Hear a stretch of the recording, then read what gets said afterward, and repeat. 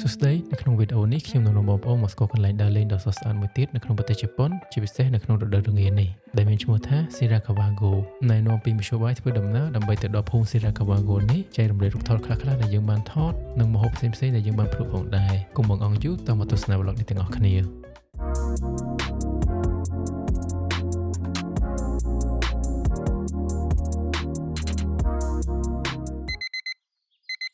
យើងត្រូវងើបពីព្រលឹមដើម្បីជិះរថភ្លើងជើងទី1នៅម៉ោង 6:14 នាទីព្រឹកពីក្យូតូមក Nagoya ដើម្បីជិះឡានក្រុងបន្តពី Nagoya ទៅ Shirakawa-go នៅម៉ោង 8 ព្រឹកយើងមកដល់ Nagoya ប្រហែលម៉ោង 7 ព្រឹកដូច្នេះយើងមានពេលប្រហែល 1 ម៉ោងដើម្បីស្វែងរកកន្លែងជួបជុំជាមួយ local tour ដែលយើងបានទិញជាមួយ K-Tuk និងស្វែងរកអាហារពេលព្រឹកផងដែរ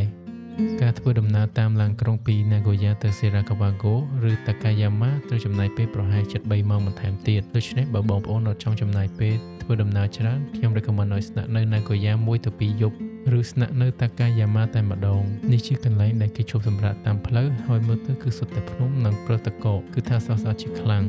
ឥឡូវយើងបន្តដំណើរប្រហែល 1 ម៉ោងទៀតបានទៅដល់ Shirakawa-go ទេសភាពនៅតាមផ្លូវគឺស្រស់ស្អាតជាខ្លាំងអញ្ចឹងនៅពេលដែលយើងជិះឡាននោះគឺខ្ញុំមិនបានគេងទេគឺអង្គុយមើលទេសភាពនៅតាមផ្លូវរហូត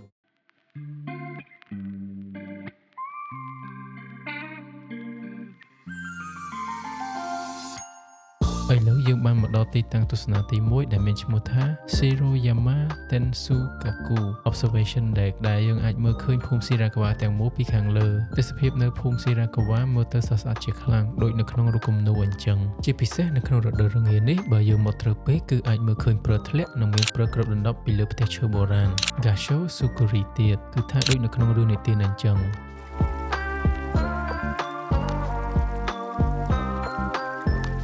បន្ទាប់មកគេបានជូនយើងមកចំណតឡានដើម្បីដើរទៅកាន់ភូមិ Shirakawa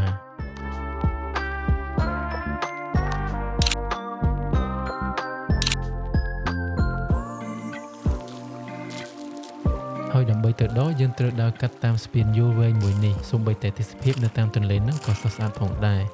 នៅពេលឆ្លងស្ពានត្រូវមានការប្រុងប្រយ័ត្នបន្តិចដោយសារមានទឹកកកនៅលើស្ពានដូច្នេះពេលដើរឆ្លងកាត់គឺមានភាពរអិលជាខ្លាំងបន្ទាប់ពីឆ្លងកាត់ស្ពានយួរនេះហើយយើងបានមកដល់ភូមិ Shirakawa-go នៅក្នុងភូមិនេះដែរគឺមានផ្ទះឈើបុរាណព្រះវិហារហាងលក់វត្ថុអនុស្សាវរីយ៍ភោជនីយដ្ឋាននិងហាងកាហ្វេជាតិហឹមនេះគឺជាប្រឡាយលូនៅក្នុងភូមិគឺថាមានទឹកថ្លាឆ្វេងតែម្ដងដើរបន្តិចមកយើងបានមកដល់កន្លែងថតរូបល្បីៗដូចជា Three Sister House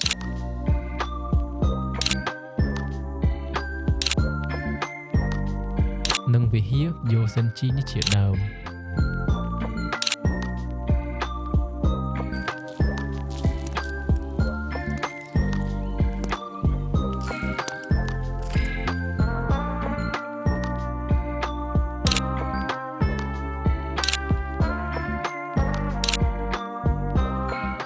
យើងបានមកដល់ហាងកាហ្វេដ៏ពេញនិយមមួយនេះដែលមានឈ្មោះថា Ochudu Cafe យើងបានមកដល់លឿនជាងគេបន្តិចដូច្នេះយើងអត់ចាំបាច់រង់ចាំយូរនោះឡើយដំបូងយើងអង្គុយនៅតុនេះទេតែអ្នកដែលអង្គុយនៅតុមុខចង្ក្រានបានគិតលុយចេញយើងក៏បានសុំគេបដូរទៅទីនោះវិញនៅទីនេះក៏មានលក់អាហារថ្ងៃត្រង់ផងដែរបាយការីនៅទីនេះមានចំនួនកំណត់មួយថ្ងៃគាត់លក់តែប៉ុន្មានចានប៉ុណ្ណោះដូច្នេះយើងបានកំងបាយការីមួយឈុតនិងនំប៉័ងថូសអ្នកលក់ក៏បានឲ្យពេញមកយើងសម្រាប់ដាក់ស៊ុបសណ្តែកក្រហមនៅក្នុងឆ្នាំងខាងមុខនេះផងដែរ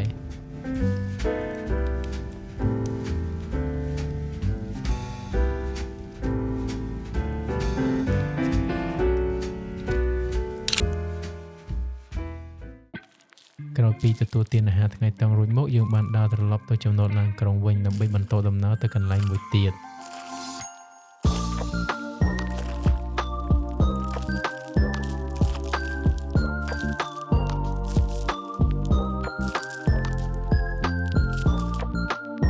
កន្លែងនោះមានឈ្មោះថា Takayama ដែលត្រូវចំណាយពេលប្រហែល 50 នាទីពី Shirakawa-go តាមរយៈឡានក្រុង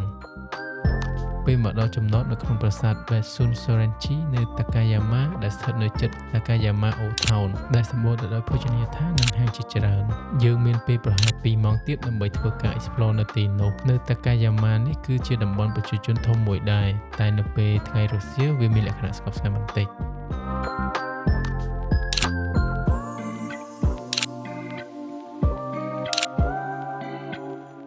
យើងបានដើរឡើងទៅវិហារមួយដែលស្ថិតនៅលើភ្នំមួយជិតនោះនៅលើព្រះវិហារនោះក៏មានសួនច្បារមួយដ៏ស្រស់ស្អាតនិងមានព្រៃស្រាក់គ្រប់ដណ្ដប់ពីលើផងដែរ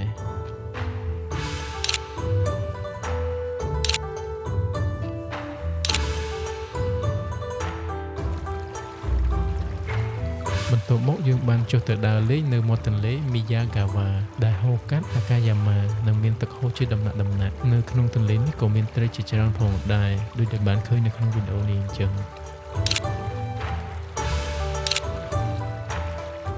បន្ទាប់មកយើងក៏បានធ្វើដំណើរត្រឡប់ទៅ Nagoya មុននឹងឡើងរថភ្លើងទៅ Kyoto វិញដូចដែលខ្ញុំបានប្រាប់នៅខាងដើមវីដេអូអញ្ចឹងខ្ញុំ recommend ឲ្យបងប្អូនមកស្នាក់នៅ Nagoya 1 ទៅ 2 យប់ឬស្នាក់នៅ Takayama តែម្ដងដើម្បីមានពេលច្រើនក្នុងការដើរកម្សាន្តនៅម្ដុំនោះកុំភ្លេចជួយ follow និង subscribe YouTube ខ្ញុំម្នាក់មួយផងអរគុណនិងជួបគ្នានៅវីដេអូក្រោយ